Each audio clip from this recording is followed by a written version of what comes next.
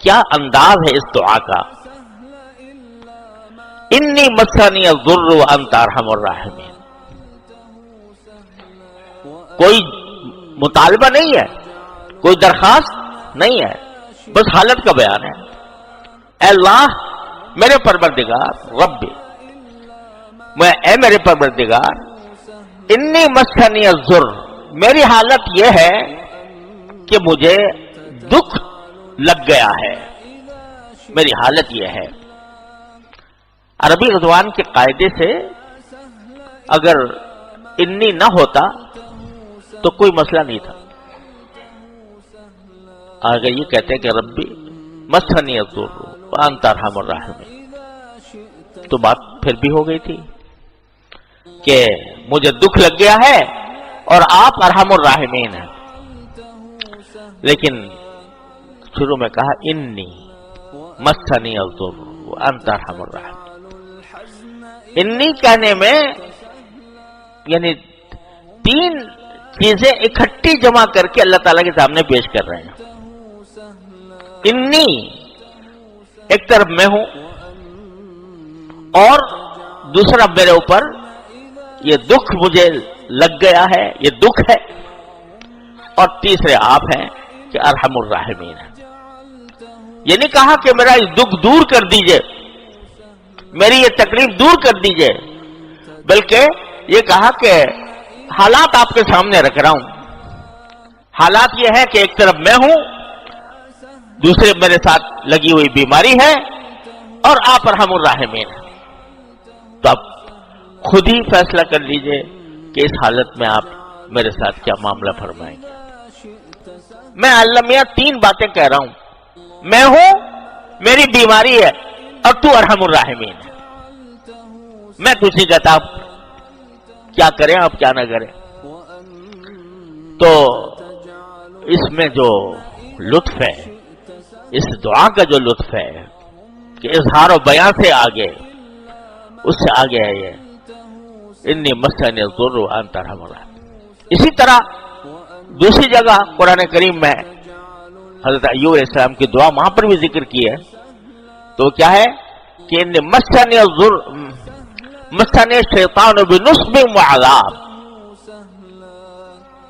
وہاں بھی بس اتنا ہے کہ یا اللہ مجھے شیطان چھو گیا ہے تکلیف دے کر، اور میرے اندر بیماری آزار پیدا کر کے مجھے چھو گیا ہے. بس وہاں پر بھی کوئی ایسا جملہ نہیں ہے یا اللہ مجھے شفا دے دے، بلکہ اپنی حالت پیش کر دی اور اس پوری حالت کو دعا بنا دیا.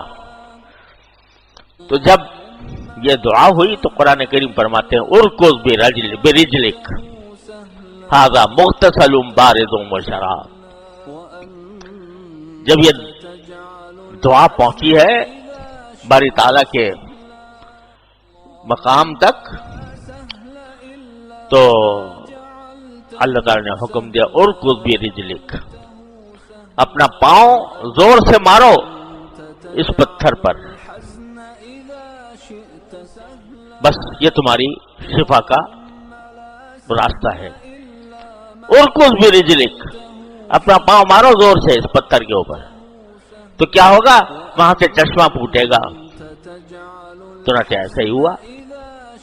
حضرت ایوب علیہ السلام، اسی بعض روایات کے اندر آیا ہے کہ جب اٹھ کے جانے لگے تو پہلے تو یہ حالت ہو گئی تھی کہ چلنا ہی مشکل تھا، لیکن ان کی اہلیہ وفادار اہلیہ تھیں، وہ مسلسل ان کے ساتھ رہتی تھیں.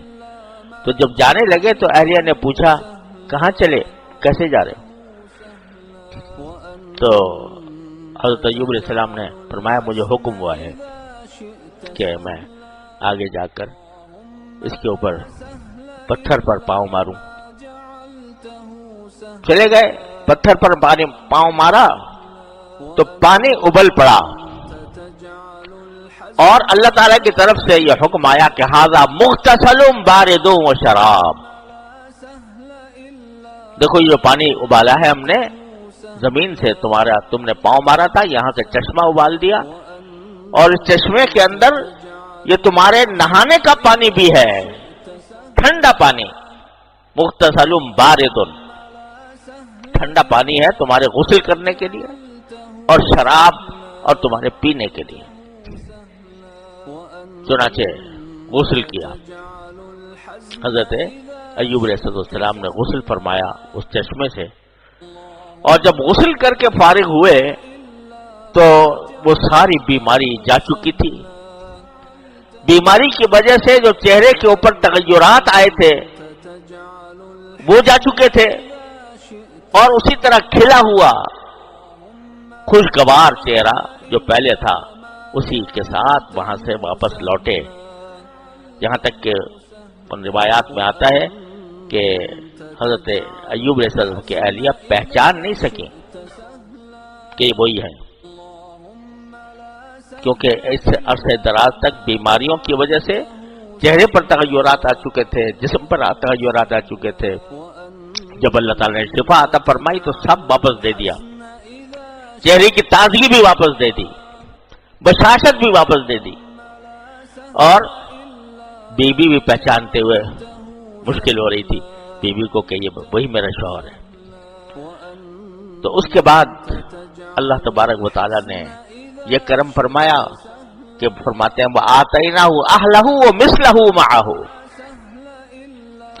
کہ اس کے بعد ہم نے جو ان کے گھر والے ہلاک ہو گئے تھے نا، بیٹے بیٹیاں، تو ہم نے اتنے ہی گھر والے ان کو دے دیے، بلکہ اس سے دگنے دے دیے۔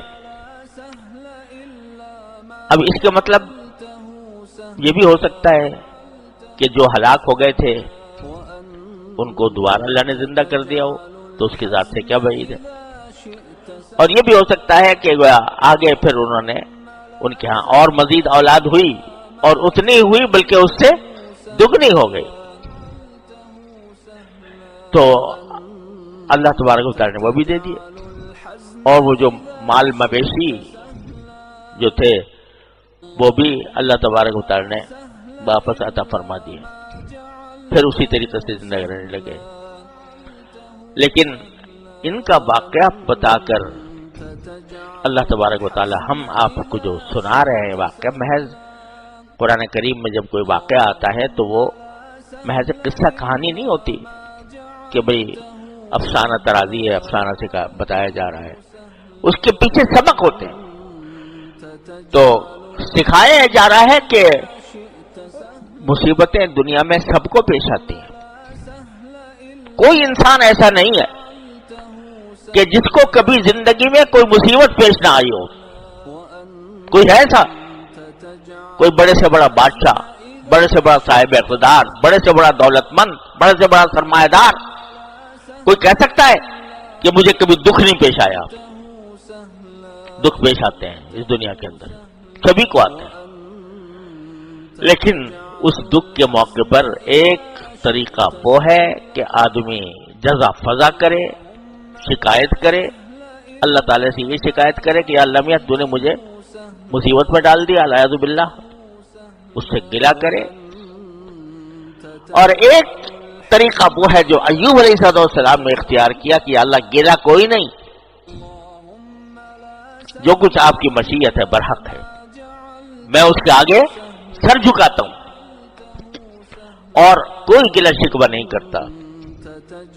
تو اللہ تبارک و تعالیٰ پھر اس کو کس طرح دور فرماتے ہیں، اس کا صبر کے ذریعے انسان کے درجات اتنی تیزی سے ترقی کرتے ہیں کہ جو خوشیوں کی حالت میں ترقی نہیں ہوتی۔ ہمارے بزرگوں نے فرمایا کہ مجاہدہ اضطراریہ میں زیادہ ترقی ہوتی ہے درجات کی بنسبت مجاہدہ اختیاریہ کے، تو جتنا صبر بندہ کرے گا اتنی اس کی ترقی درجات ہوگی۔ لیکن مانگو نہیں اللہ میاں سے، مصیبت نہ مانگو، پناہ مانگو، عافیت مانگو، لیکن جب آ جائے تو صبر سے کام لو۔ اور صبر کا مطلب یہ کہ کوئی گلہ نہ کرو اللہ میاں سے، جیسے کہ اللہ بچائے بعض مرتبہ زبان پر یہ کلمات آ جاتے ہیں یا اللہ میں ہی رہ گیا تھا اس مصیبت کے لیے، अलियाज़ु बिल्लाह। तो ये किसी मोमिन का काम नहीं है। मोमिन का काम यह है कि वो ठीक है, अगर वो पुकारता है अल्लाह ताला को, या अल्लाह मुझे शिफा दे दे, या अल्लाह मुझे सेहत अता फरमा दे, इससे कुछ हर्ज नहीं है। जो जो मांगेगा उतना ही मकामात इंशाअल्लाह बढ़ेंगे, लेकिन शिकवा नहीं।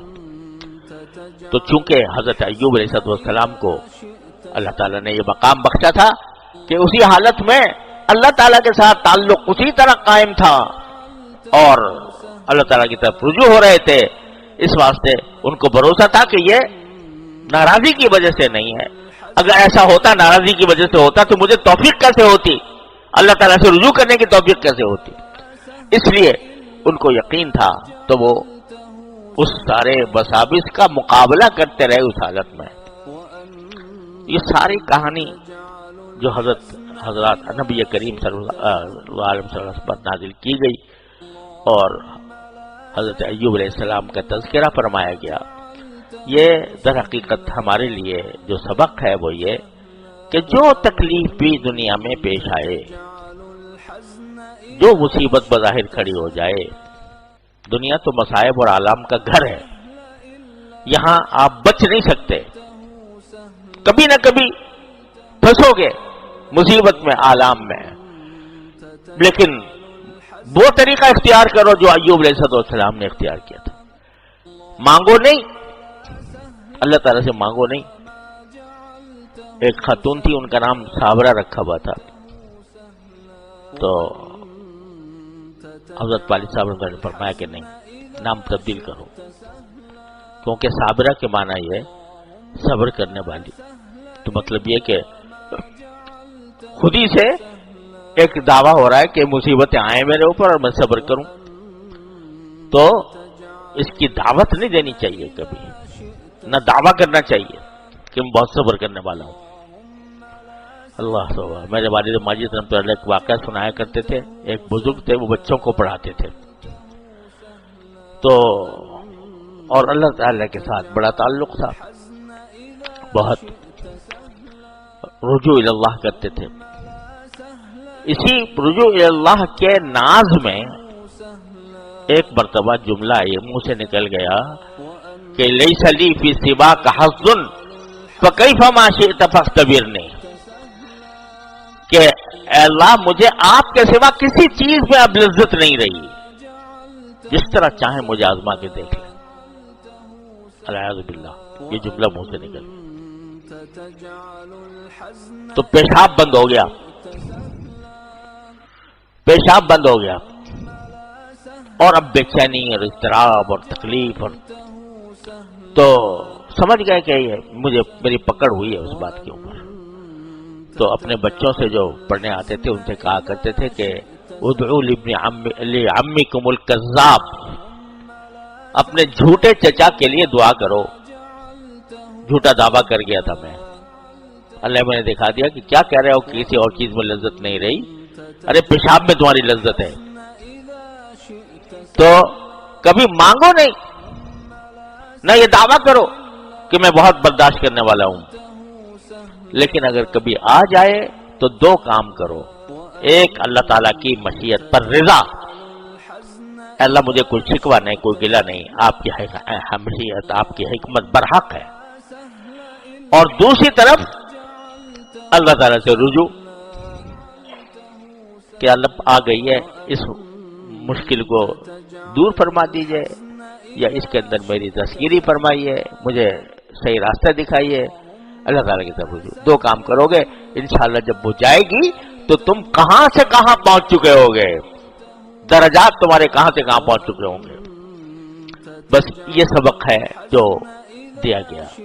और यहाँ इस दुआ में ये सबक भी है कि जब कुछ ना समझ में आ रहा हो कि मैं किस तरह मांगू अल्लाह मियां से, तो हाथ ही फैला दो, अन्नी मस्सनी ज़ुर्र व अंत अरहमुर राहिमीन। तो ये भी दुआ का एक अंदाज है, ये भी एक उसलूब है, और बाज़ औक़ात ये उसलूब ज्यादा मौसर हो जाता है दूसरे उसलूब के मुकाबले में।